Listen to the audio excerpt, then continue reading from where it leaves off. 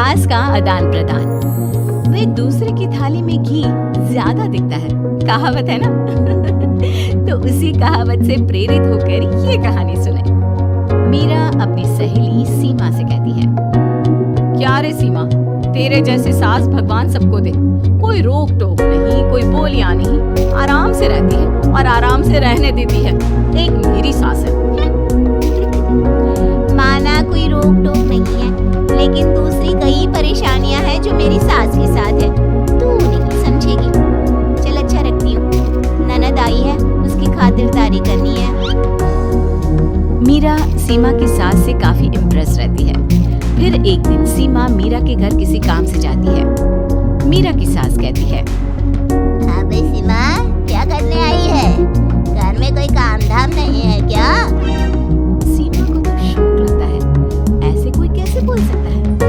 Aunty, मैं कौन सा कुछ लेने आई हूँ, देने ही तो आई हूँ। ये अचार बनाया था। तभी मीरा आ जाती है। अरे तू अचार लाई है? तेरी सास ने कुछ कहा नहीं? यहाँ मेरे घर पर तो सामान सड़ जाए, लेकिन मेरी सास मजाल है किसी को चवन्नी भी देने दे। अरे क्यों ना बचाऊं चवन्नी, मेरे बेटे की मेहनत की कमाई है।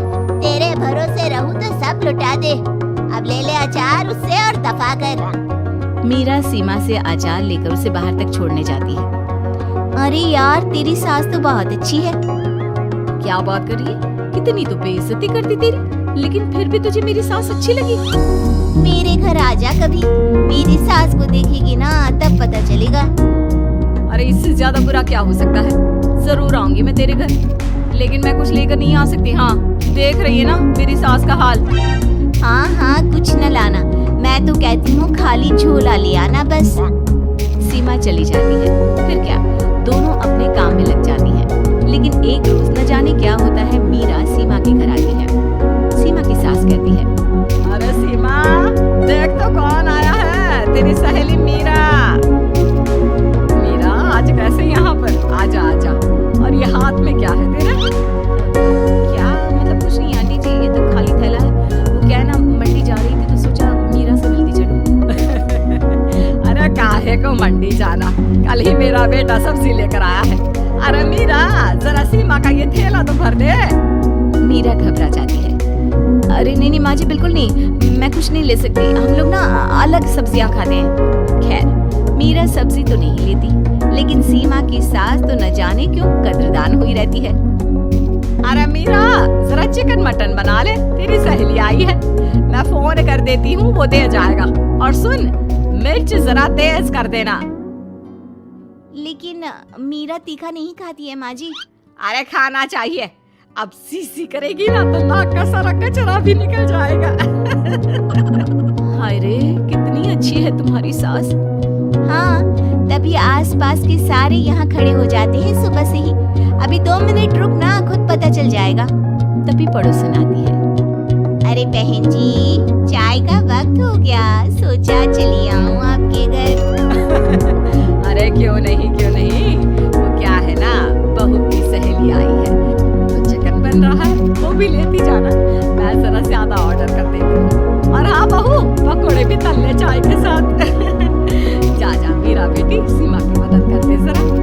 मीरा सीमा के पास किचन में जाती है, जहाँ सीमा सास को कोस रही होती है। घर में कितनी मुश्किल से सब्जी और राशन आता है, लेकिन ये नहीं समझेंगी।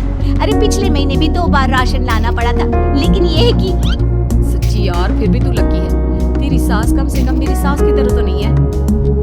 मीरा कुछ देर रहकर वहाँ से चली जाती है। दोनों बहुएं किसी तरह सास के साथ दिन काट रही थी कि एक दिन सीमा कहती है, नहीं नहीं माँ जी, बस करिए, तंग आ गई हूँ मैं आपसे। मैं अब आपके साथ नहीं रह सकती।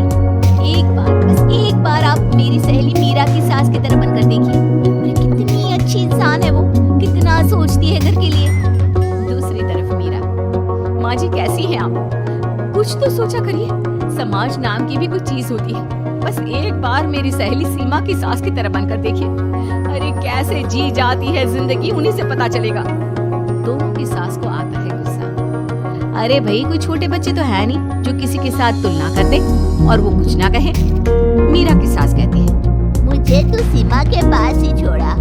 सीमा की सास कहती है, तू ना मुझे मीरा के पास ही छोड़ दे। दोनों एक दूसरे से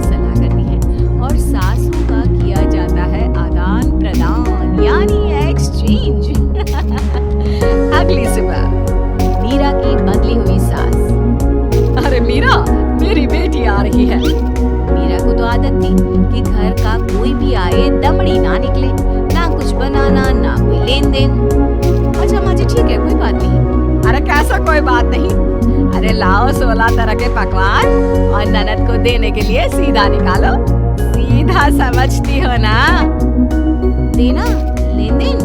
अरे माँ जी कैसी बात करती, इस घर में जो कोई कुछ भी ले आए, लेकिन मजाल है घर की चवन्नी भी कहीं चली जाए। अरे ये तो परंपरा ही नहीं है इस घर की। बाकी खाना हो तो रोटी दाल बना देती हूँ। रोटी दाल तो मेरी बेटी दुख में भी नहीं खाती, तो मायके में क्यों खाए। मैं अभी चिकन मटन पनीर और दाल ऑर्डर कर रही हूँ, सब बना देना। लेकिन मेरी तो आदत ही नहीं है इतना सारा खाना बनाने की। नहीं नहीं माँ जी, मुझे तो माफ करें। अरे कैसी बात कर रहे हैं, तेरी सास की बेटी नहीं आती थी क्या? आती थी ना, खूब आती थी, लेकिन मजाले की सास कुछ एक्स्ट्रा कर दे। माँ जी देखिए मेरी तो ये आदत नहीं है। दूसरी तरफ सीमा। माँ जी वो मेरे मायके से लोग आ रहे हैं, तो मैं जरा उन लोगों के लिए कुछ बना लेती हूँ। क्यों बना लेती हो? दाल रोटी बनी है ना, साथ में अचार रख देना। वैसे आ क्यों रहे हैं बेटी के घर? सीमा को तो बहुत बुरा लगता है। कहाँ तो उसकी सास पड़ोसी के कुत्ते को भी घी की रोटी खिलाती है, और कहाँ ये मीरा की सास जो उसके मायके वालों के लिए सूखी रोटी अचार रख देने की बात कर रही है। वो मेरी भाभी आई है ना नई नई, तो शादी के बाद भाई पहली बार आ रहा है। हाँ तो उन लोगों को बोल दो, हमारे घर का रिवाज है सास के लिए 10 साड़ी हार और सजावट का सामान लेकर ही आना, समझे?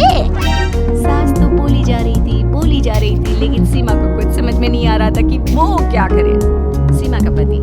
अरे सीमा क्या हो गया, तुम्हें तो माँ से बिल्कुल ऑपोजिट चाहिए थी ना। कहाँ माँ हर किसी के आओ भगत में तुम्हें लगा कर रखती थी, लोगों से खूब मिलती, घर का सामान बांटा करती थी।